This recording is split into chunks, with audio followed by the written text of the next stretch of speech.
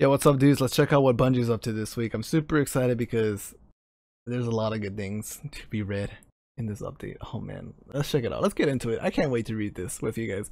Anyways, I just want to show some love to the people that worked on the PC version of Destiny 2. Don't call it a port. They don't like that. So the official Destiny 2 PC VDoc. These guys did an amazing job with the Destiny 2 version on PC because it's so beautiful. It plays so smooth. I love it. I wasn't able to play PC Destiny 2 just yet because I was having issues with my computer not liking Destiny 2 or Destiny 2 not liking my computer, but I fixed it. Today I should be able to, so make sure you stop into the stream. But anyways, here they're showing off some armor, the Dawning armor and the Armbinder armor. This is going to be seasonal stuff for season 2. I think this is what we're going to have. So if you guys didn't check out their Bungie stream, I think I'll get the link so you guys can go watch it yourself. But yeah, they touch on a lot of topics, you know, like hockey, snowball fights coming in, the Dawning and stuff like that. So pretty awesome stuff. But that's not the important stuff that I want to talk about. The stuff that I want to talk about is this right here. So Christopher Barrett is communicating with us, man. He's letting us know what they're up to. So let's go down the list of what they're up to. New system and rewards to give our most engaged players additional optional pursuit. What? It's almost like they heard some complaints that were going on in the community. What? But on a serious note, this is awesome because they're basically saying if you're a hardcore player, we're gonna give you stuff to chase after. That's really good, man. Because if you're like me, we're 305 light. You know, you'll often have the question, what do we do now that we're 305 light? Like, what do we do? What do we grind for? You know. Anyways, let's keep going. Better incentives for players who complete challenging prestige activities. Yes, yes. If you've ever done a prestige nightfall, you kind of feel like you did it for no reason. There was really like no reason to do it. You don't feel like you were rewarded for the difficulty of that prestige nightfall. Heck, even for the prestige raid, right? You don't really get like that meaningful of a reward, and you're like, I mean, it's cool, but I don't want to do it again anymore. So that's awesome because I did my first nightfall prestige, right, and then I did the second one as well the next following week, and I didn't like it, man. I didn't find the frustration and stress and the challenge to be worth it, you know, to get the rewards and stuff like that. That aura, you know, it's pretty cool, but not really something I really want, you know. So this is awesome that they're going to be doing some changes in terms of incentives for players to complete the activities and stuff. I'm looking forward to that. Because I want to get my PvE grind on, man. I want to do those prestige nightfalls on stream and stuff. Better rewards and replay values for strikes, adventure, and lost sectors. Yes. So, for strikes, dude, like I would love to grind strikes, but when I feel like I can do 3 heroic public events and get way better rewards than 1 strike at the same time, you know, same amount of time, then I don't want to do a strike. It feels like I'd be wasting my time, you know? So that's great. Adventures, I think I've only done like 1 on console, so I don't know. Maybe they could tie some legendary guns, some more unique weapons into adventures. Maybe then people would be like, yo, where'd you get that gun? I got it from this adventure from Nessus. It's like, okay, I'm gonna go do that adventure. So I can see that working, so we'll see what they do with that. And lost sectors, after I finished that campaign, you know, grinding, you know, light level and got the soft level cap at 260, 265, there's been no reason to go back to lost sectors, so that's good. I'm glad they're doing something about that. One of my favorite points here is that private matches are coming for the competitive community. They're targeting for early 2018. That's awesome because, for one, I feel like this is one of the very first and rare times they ever address the competitive community. So I'm personally happy about that. I'm not super excited to be waiting that long. I mean, I think it's like 3 months of waiting for private matches when I believe they should have been in the game already. But hey, at least they're coming. At least we know, you know, that's awesome. Thank you. Crucible tuning, like adjustment, supremacy scoring, and spawning rules. Yes. Oh my god. It is awesome because, dude, I could grind control 24/7. I could, you know, play control all the time. But as soon as supremacy comes up, I'm just like, I don't want to play supremacy.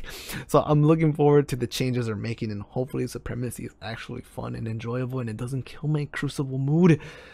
But we'll see what they do. I'm so happy they addressed this, man, because you can't choose your game modes anymore. You just, you know, if you play supremacy, you're kind of forced to play it. Better incentives for completing crucible matches and penalties for quitting competitive games. Boom, that's good. Awesome. So example right now, since we just touched on the subject of supremacy, I see a bunch of people just back out because they don't want to play supremacy. So that's good. They give you incentives to finish a match. Hopefully it's enough of an incentive to stay in the game and not just back out either way. You know, hopefully it's not just like an extra token, because that's not going to be enough. I'm telling you right now, it's not going to be enough. If they made it to where like it's 3 extra tokens, no, it has to be a huge incentive, dude, because it's like 2 to 3 tokens, stuff like that would not really help in my opinion. So you know, we'll see what they do about that. And penalties for quitting competitive games. Man, dude, if you guys have tried playing competitive, the game mode, people just back out if, you know, they get salty, or they're just, you know, they're down by like 1 point. Someone will just back out, and then the game just becomes super boring and just unfair. So I'm looking forward to the changes they'll make to the competitive playlist, because I would love to be in that playlist a ton. It's just, man, it's just people just back out and kind of boring and stuff like that. Anyways, let's continue. Continued improvements to the Iron Banner and faction rallies, including uniqueness of rewards. That's awesome. We're looking forward to that. I think when they're talking about uniqueness of rewards, maybe they'll try and make the loot, you know, weapons and stuff like that in the armor more meaningful and unique. I think the armor set is pretty unique, but the weapons reskins, not so much. But we'll see what they do about that.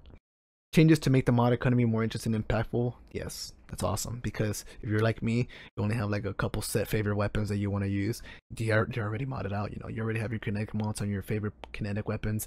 You already have energy mods on your favorite energy weapons and heavy weapons. You know what I mean? If you have, what's it called, grenade mods, melee mods, class ability mods, whatever it is, you already have a gear set that you like using, because, you know, as players right now, with the amount of armor that kind of has like recovery and resilience and mobility, you know, we're kind of picky right now. We're choosing like stuff that has, you know, heavy on recovery and resilience, and we are probably already have a set that's modded out, and we don't want to mod anything else. So that's good. Hopefully they make some really good changes, because I would like to change my gear around depending on the activity that I'm doing. So it's like, I'm gonna go play PvE, you know, make me want to have a different PvE set, you know, different mods for PvE. That would be super impactful, you know what I mean? And for PvP as well, you know, stuff like that.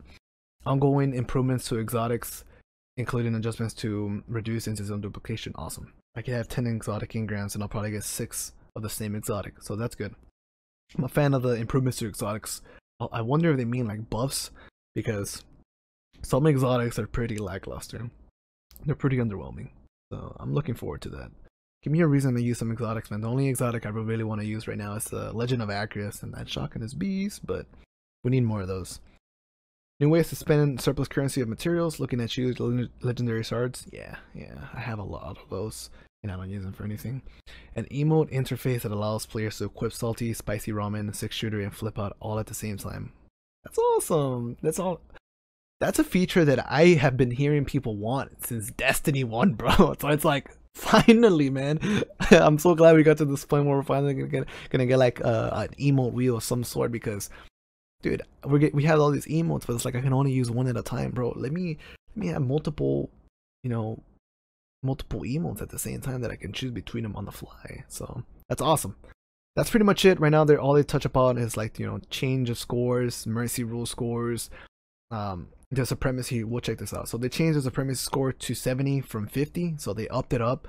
I don't know if I'm a fan of that, but then again, they're trying to balance it out, because they say we now grant 1 point for defeating an enemy guardian. So if you haven't watched my streams, I've kind of been talking about supremacy, ways that they can improve it, and why it fails as a game mode in a sense, and why people don't really like it, or why I personally don't like it, because I've heard a lot of people complain. So I'm just assuming, you know, when I say why people don't like it, I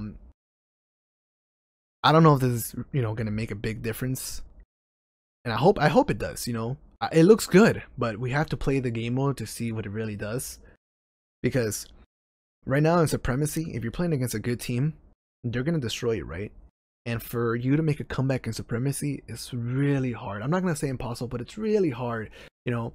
Because you can get a kill against somebody that's like, you know, mid-range, long-range.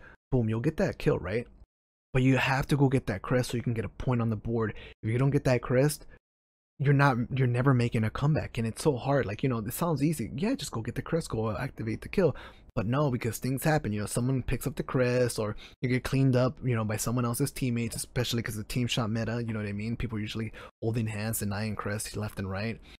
So I hope it helps, man, because I feel like Supremacy didn't really fit in well with the game. I didn't like it. So if this makes Supremacy so much more enjoyable, I'm gonna be a happy guardian, because we're kind of forced to play Supremacy in the quick play rotation. But anyways, this is pretty much it. We talk about some PC issues here and there. I just wanted to touch upon this stuff they were talking about, the updates and stuff. Thank you guys so much for watching, man. If you're excited, drop a like and let me know, what you're hyped about in the comments, man. I'm looking forward to the future for Destiny 2. It's gonna be awesome. I'll catch you guys later. Peace.